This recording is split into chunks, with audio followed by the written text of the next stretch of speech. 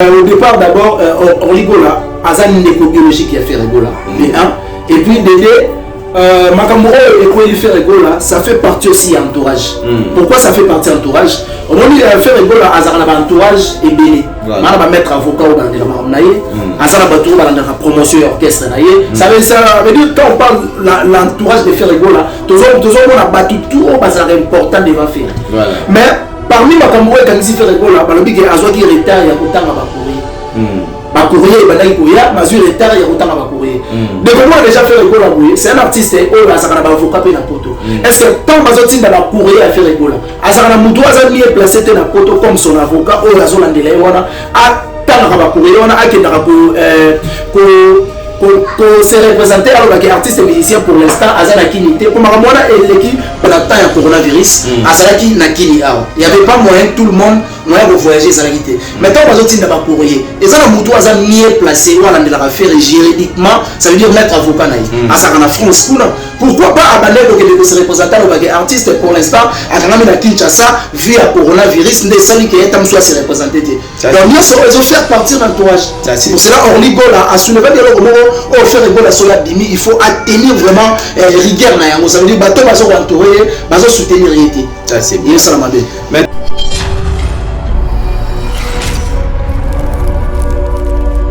confirmé peut affirmer parce que je viens de parler na Gina PMF na Uto Etsobutu na solina il y a 30 minutes passées ça veut dire que bateau bakimaki na première groupe on attend bakindaki bakimaki mais au batikani wana Gina PMF Shomi Nangori Francesco Totti bazaka kawana ça veut dire les 15 ya mois ou ya août Maestro Fabregas avec tout son groupe Light Music la Villanova bazo la déjà na Kinshasa pour na koya ko sala tam susu pour redémarrer les sous orchestre pour orchestre état moulava na 3 personnes et aussi il faut baya awa basa la mise en jour ça veut dire recrutement recruter batu ya sika pour entamer siko tam su ba tourner au Maestro Fabregas ça donc ba lobby on a to ba rumeur wana et ça va biso ba internet ba youtuber to nga ko titre moko boye o ça on a attirer population et attirer o ça on a contenu te ya makambo tam su to le béni donc Gina PMF Shomi Nangori et puis Francesco Totti en tout cas vous êtes la bienvenue il y a besoin de Kinshasa pour beaucoup déjà américains et ça la patience paye voilà la patience américaine voilà maintenant la patience bah tout ça Kenya depuis batika dans aux angoté mais bino maintenant papa mola pesi bino coup de chapeau toi Maestro Fab dans la bateau bakimaki on a raté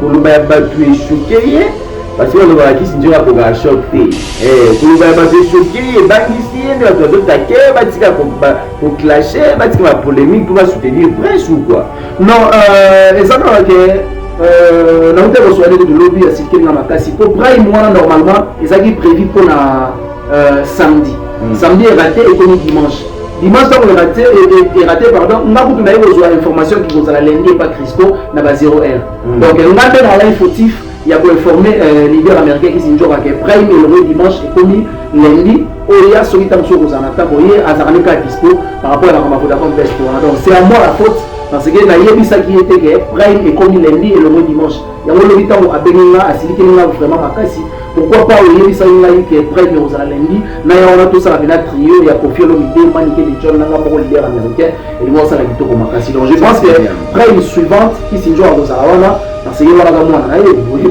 wana kama na yeye mwana yeye alina makasi alinga amini alinga mazomuna yao mwana maman père na yeye alinga makasi donc amona ka grand frère naïba bendo machokoro à travers Prince Babila donc je pense que qui s'y joue après prochaine prime à Rosala en parlant il y a des gens bazo yemba pewana bazo chapé Prince moi Pandi il y a des gens bazo yemba mais ils ont pas si pour le Prince Pandi parce que Prince Babila allons déjà somme il y a oui ba devant pas ayemba na Atlantique na Angola Atlantique on a dit moi na Ajni parce que sur la pression âge tam sur la Prince Babila au kata na Rosika mais c'est pas important la pesa moko yemba alima ça veut dire que ayemba déjà na Atlantique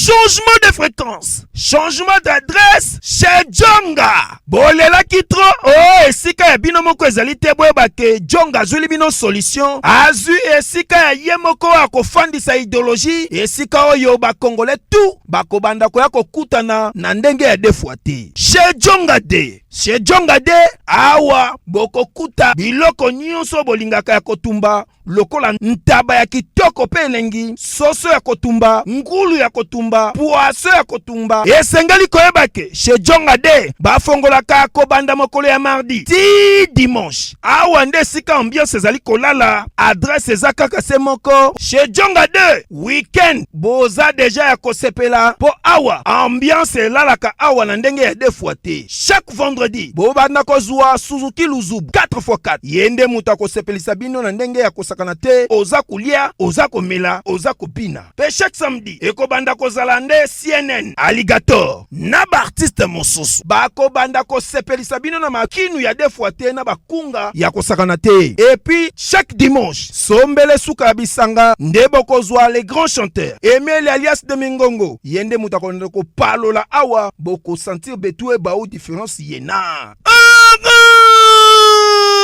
Tele mone namira ya nani chez Djonga de. Malolo. Oui frère, Babi Djonga. La Congolia. Futur. Hein? Nous te reçons la 50 boîtes. La Katakin, c'est Djonga. Soki olingo sala ba réservation obengi na ba numéro oyo pe bako servir yo joli kitoko. Chez Djonga de yango nde moboko ya ambiance na kati ya Paris. C'est naturel soin.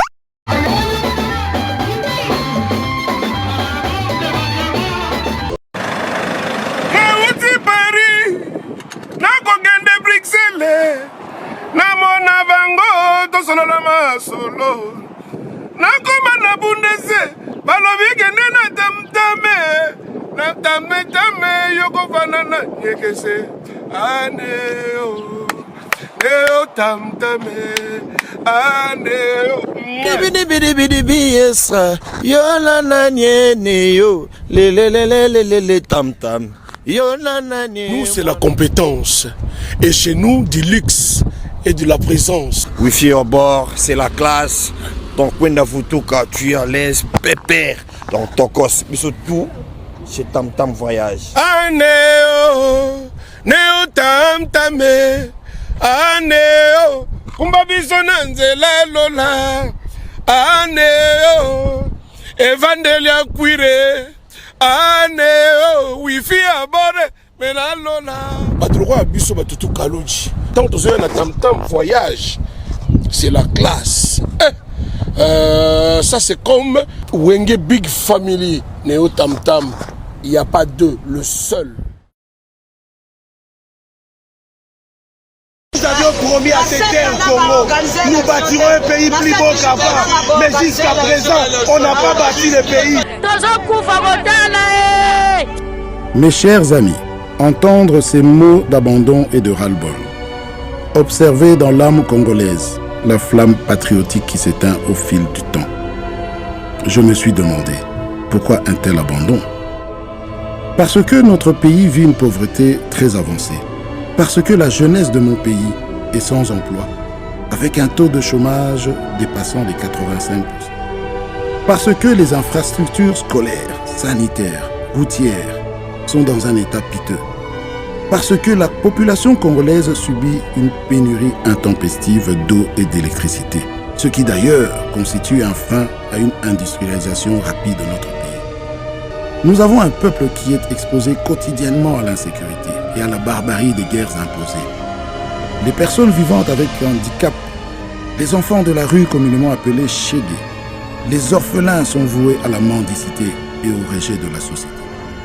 Et pourtant, mes chers amis, le Congo est une nation de grande destinée, un pays potentiellement riche, un Eldorado au cœur de l'Afrique avec une superficie de 2 345 000 km², plus de 5 000 km de voies ferrées, près de 300 000 km de routes, plus de 16 000 km de voies navigables, près de 90 centrales hydroélectriques, plusieurs pistes d'atterrissage, 5 aéroports internationaux. Mais dans quel état?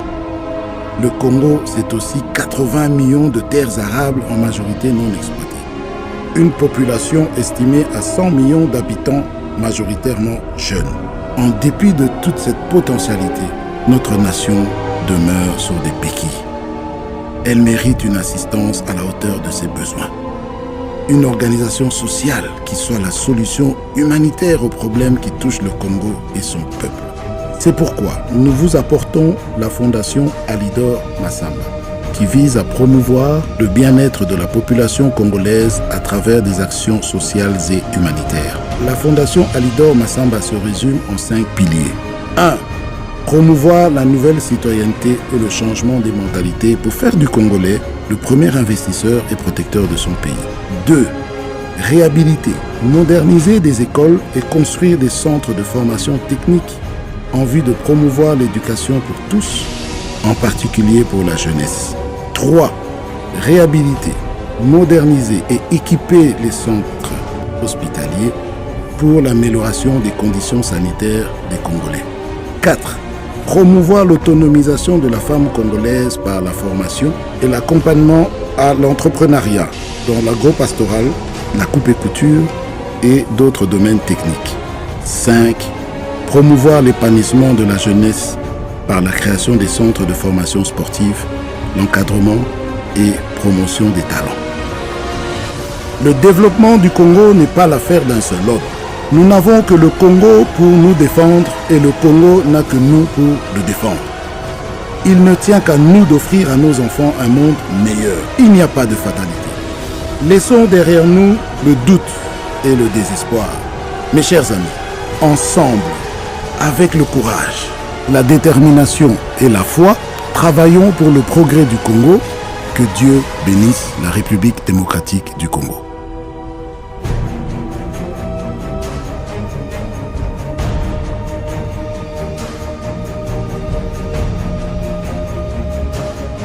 Voilà, longue jambe. Bonjour. Ouais, bonjour Tonton Hervé Lessaï. Bonjour aussi Naba abonné nous sur Elengi Congo Télévision. En commençant par notre patron, Tracy Mbelenga Pro, Madame Claudie Diasuka. Merci la beauté et puis merci. Naba Tuto va soutenir de longue jambe, de près ou de loin. En commençant par Yagoroti le Voizomami, ou la mère d'Ama. Na PC la beauté et puis Yawili Mouché le code mondial, ou Azota la Bisopé, bébé Chico Mannequin, il y a Château Rouge, pourquoi pas boutique d'habillement MHLMB, où ils en a avenue Sundi na Bandal et mini market Poto na Poto. Topéra forme et puis resto bar les en face à Stade du Martyr côté à Pain Victoire avenue Londa la 17 donc Topéra ça c'est bien. On doit parler de l'actualité tout bananon malé mais un retour il a fait rigola parce que ça fait un bon moment ça a juste 15 jours mais tout le monde a salé plus de 3 mois déjà je sais pas sur 3 mois de coquilles ou 2 ou plus de éviter ça arrive vraiment pas si une absence pendant tout ce temps là et puis na koyoka que Jésus des nuances à Zobima bon les 15 oyo donc sorti naïe et ça les 15 oyo tant que analyste tant que chroniqueur au monde en andeni. Ouais, c'est une bonne chose et puis ça si réellement ils ont bon ils ont message bon à louer parce que dans lesquels d'émission je dirais déjà que faire rigolo là c'est un artiste oyo autobimisa dynastique à la totia ba clip les a bien ba chant les ali mais ils ont souffert dans moi promotion mon dit mon collègue au sommet azate maramamo ça la mara moi genre ça veut dire ba ça on a négatif nikatakal et ça la kitoko et puis na souhaitaki mutuwa vous allez mieux placer ouais on peut sa information ya maramo ya évolution il a fait rigolo la tâche les autres des fois ça personne mon juridique ça veut dire il faut ça parmi ba avocat naie oyo azana kini awa bazo traiter tam so na wazana poto azana maîtrise information de peur que tout le baraté 45 jours et l'équipe 2 mois et l'équipe 3 mois ils ont le cas donc tout ça vraiment la précision te mais là il y a journaliste d'investigation tu t'es investi par rapport à Ilo Congo donc si réellement et ça qui fait rigolo on a libéré les 15 en tout cas c'est une bonne chose et puis na aussi la vraiment kasi à revenir les sous au ça la continuité à ma projet na eo eza dynastie eza déjà l'intérêt. Ça c'est bien, c'est une bonne chose parce que nous tous d'accord et puis on est derrière Jésus des nuances fait rigoler là parce que et depuis à côté de Bolo ça n'a pas si parce que tout le monde a dynastie bimi en peine mais bakangi fait rigoler. Et puis ça la promotion. Et puis on a évoqué dans l'émission la salle qui n'a pas qu'il faut. Donc on a évoqué que le gouvernement congolais Azali n'a pas de responsabilité dans la affaire et tant de monde dépassé. Donc il faut que c'est un artiste congolais. C'est un drapeau congolais des artistes à Moukete. L'artiste à Moukete. On a émission donc c'est un artiste congolais. Oh ce gars qui va concert dans le artiste congolais d'Azobeta.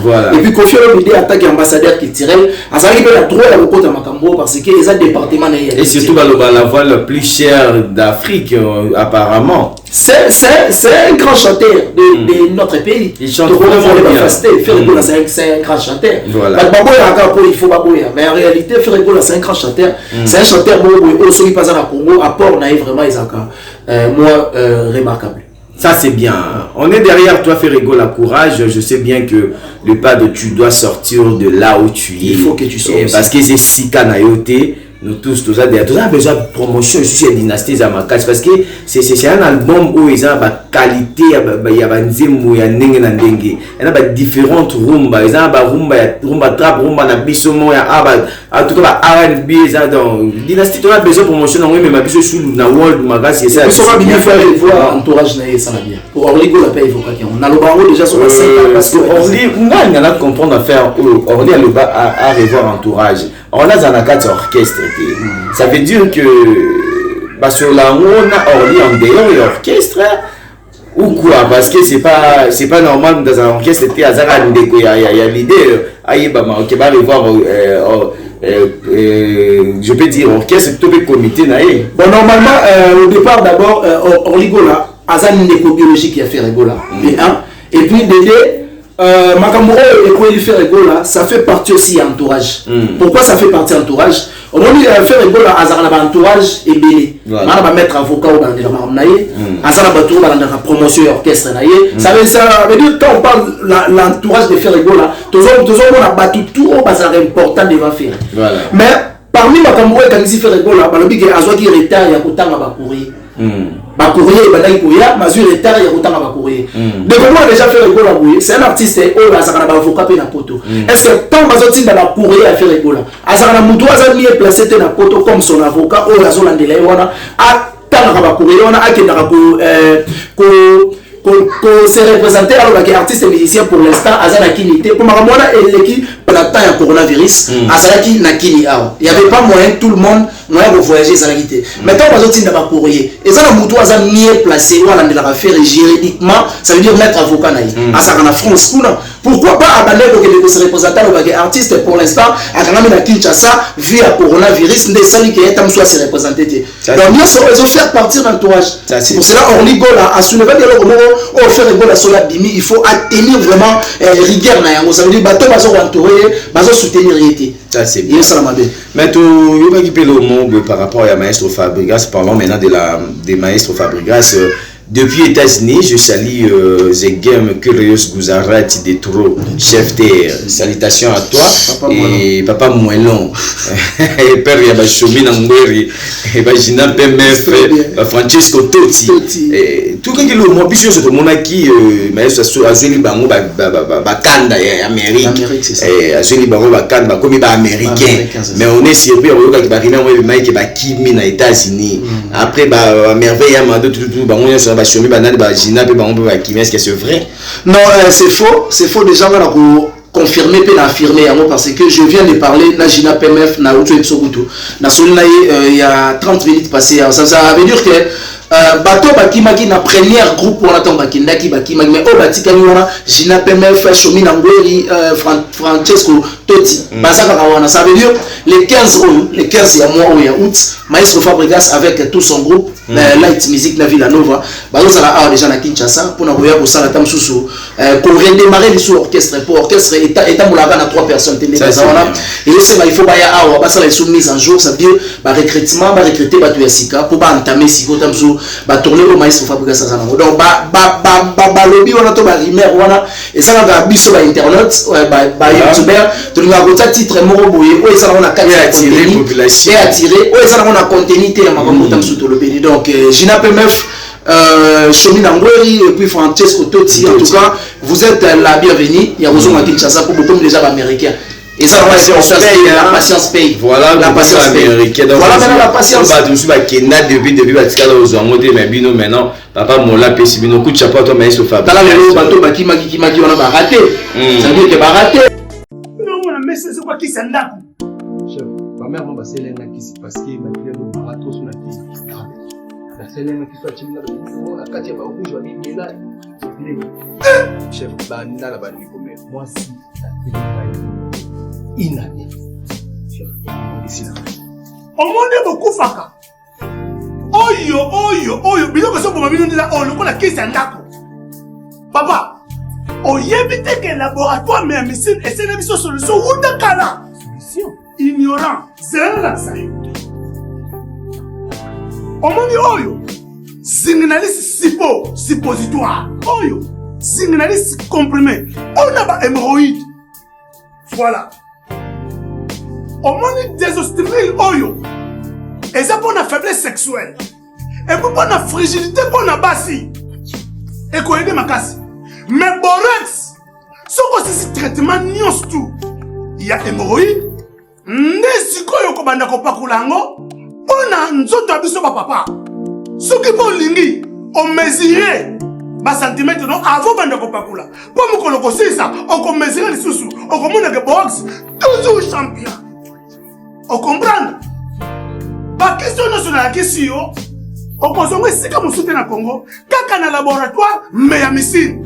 Et puis, et salami na banzete ya Congo. Banzete kaka ya Congo. Banzete mon soutien. Ya Congo ndé. Maman na kosi? T'es pas trop kosi.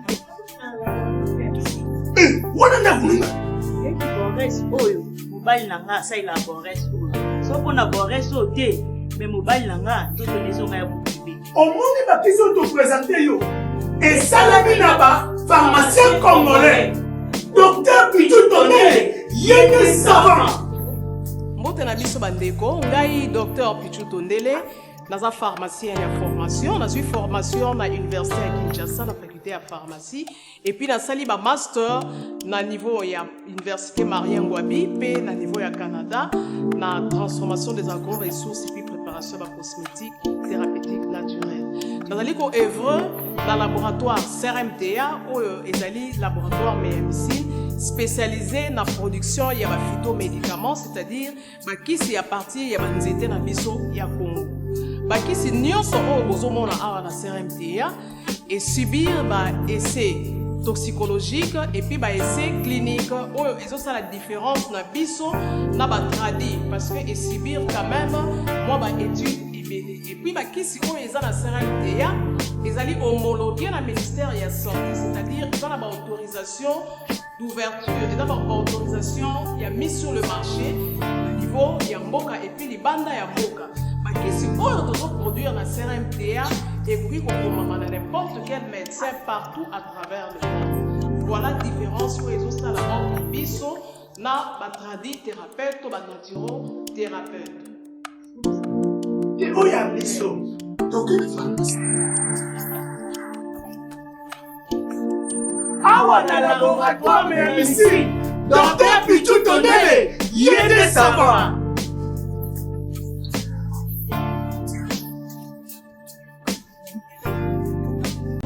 Épicerie exotique toute l'Afrique chez Glody vous offre l'alimentation bio en provenance de Kinshasa, la République démocratique du Congo. Papa zana posa kolia bio, papa zana posa kolia biloko euti mboka, kolia mungusu, nyama ya zamba et autres. Contactez Glody au numéro 15, cours de Rifi, 65 000 Tarbes. Pour la première fois sur Haute-Pyrénées, Banaya Toulouse, Banaya Allemagne, Banaya Belgique, Banaya Suisse, livraison au premier niveau. Makambo ya Kokende Château Rouge, Abou Pia. Contact et réservation au plus 33 07 58 29 62 88. Exotique toute l'Afrique. Chez Glody, c'est la meilleure. C'est la qualité. C'est la compétence. Exotique toute l'Afrique. Chez Glody. Ponabo Pikiliki Bonjoto. Caillou et comme ça, papa Cowboy fatigué. Maman bima mon pépé. Papa qui fait du premier round a commis qu'on ronfle le colangoulo à Mélis savon. Solution et mon ami et pas y a toute l'Afrique. Chez Glody.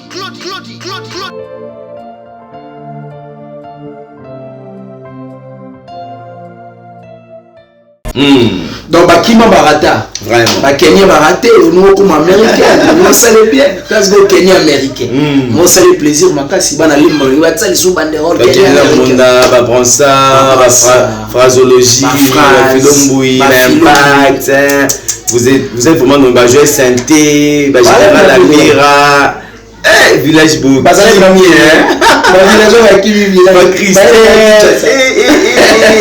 franchement donc il m'a dit belé plus ça malingi ouais ne tout le goût ça c'est bien voilà bon va sanga Prince Babia après Siko Kokuta ya Manique de John Kofi apparemment on dirait Kofi to ba kuta ya Manique de John on dirait Kofi a bêta que moi doucement vous ça ma yona c'est bien té nous c'était Kofi le midi à la joie moi on a ça au blaguité ya moi ngaka moi ba bilo moi ya bongo c'est Manique elongi te aïssa qui na kubomba té te ngana ça va parce que la vidéo on va tirer na ngayo na ça veut dire que Kofi le midi avant de koyer ça Manique de John que Prince Babia souhait ya Kofi le midi ça que ba yembisa ka misika mindele ba yembisa ka ba misiki ya Congo te pour ayembaki Obélite il y a Papa Lutumba interprété par Madilo System c'est-à-dire Kofi le midi souhait na ça que ba yembisa ka Prince Babia rumba yango a insisté manike te faut pas insister que ba yembisa ka yeba te mo mindele pour na linga rafo na ye ba mettre kim ça na ba ante mo mo ya un peu passé parce que yemba yona bialaki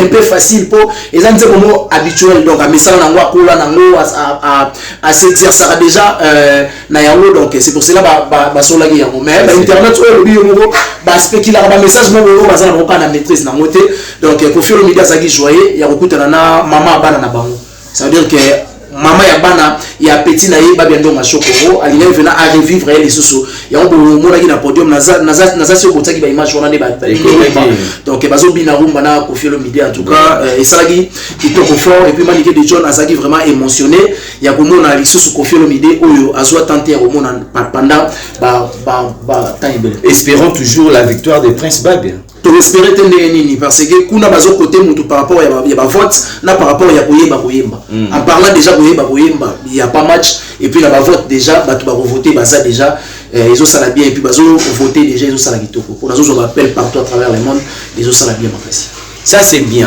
c'est que Kisinjora on dit que Kisinjora tout le monde qui n'a début elle était là présente il y a pour soutenir Prince Babia mais apparemment on dira Zoya est suscité Koloba batu est choqué parce que le Kisinjora a choqué Koloba batu est choqué et bangisi et de oiseau taqué batika pour clasher batika polémique pour soutenir Prince ou quoi non exactement que na hotel reçoit de lobby à circuler na makasi pour prime moi normalement ezaki prévu pour na samedi samedi est raté et comme dimanche on est raté et raté pardon on a beaucoup d'ailleurs besoin d'informations qui vous à la lundi et pas Crisco na ba 0R donc on a dans la fautif il y a pour informer leader américain qui Kisinjora que prime et le dimanche est commis lundi oya solita mso ko zanata boye azarani ka dispo par rapport à la mafoda comme best donc c'est à moi la faute parce que na yebisa qui était que prime est commis lundi et le dimanche il y a le bitango abenga asiliki nga vraiment makasi pourquoi pas yebisa nga que prime aux lundi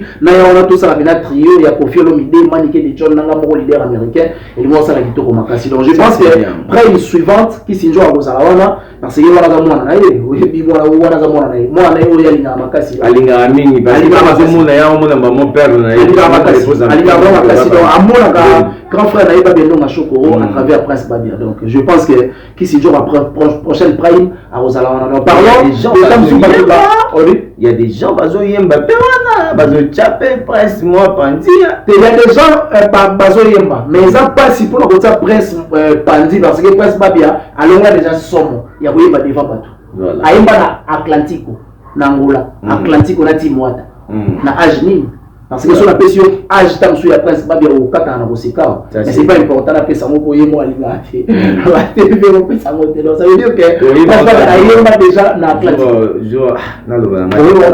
biographie. La biographie, ça c'est bien. Donc la déjà dans classique, donc ça on a dit maman Guébion et banque ça a été 500 personnes sont bloquées à Fali pour moi on est bloqué ça va et bloqué maintenant. Et bloqué. Est bloqué. La minute la ville est bloquée, le monde est bloqué. Sérieux. Sérieux. Bloqué. Félicitations à l'artiste Fali Poupa parce que il y a une innovation dans le monde, il y a une monde et puis raté. En tout cas, on a vu que TikTok parce que c'est que ça les succès. Ce que je suis dans TikTok, c'est que ça les fait succès. Mais on a vu déjà que le bloqué, déjà tout le monde parle de ça, tout le monde danse ça. Donc voilà, félicitations à Fali Poupa. Un mot de la fin, d'ailleurs, tu peux dire quoi pour que tu on a et puis remercier. Oui, merci. On a commenté dans le bloqué. On a eu ça plaisir sur le bloqué. Les artistes a été challenge. C'est une bonne chose. Ça veut dire.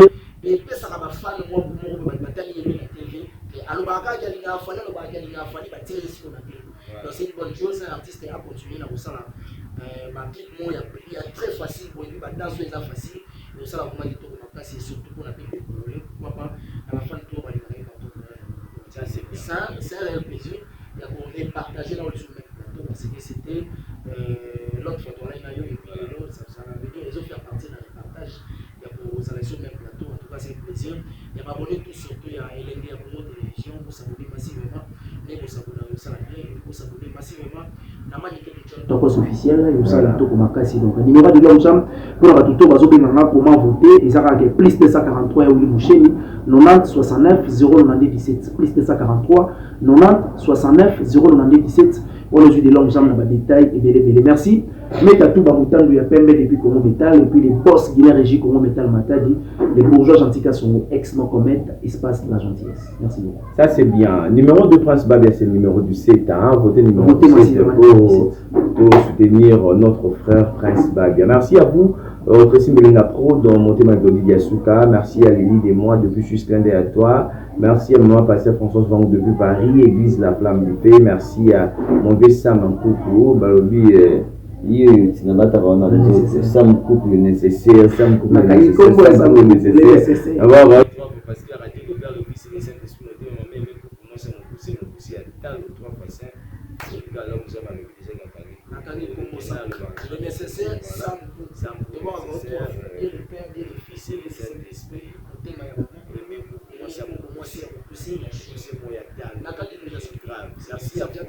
merci aussi à depuis Australie et à mon petit garçon noir Vena derrière la caméra jadis petit frère abattu Jancy Mayas monté un Roger Boulou papa na Yasmine plein d'air vous quand on nous on dit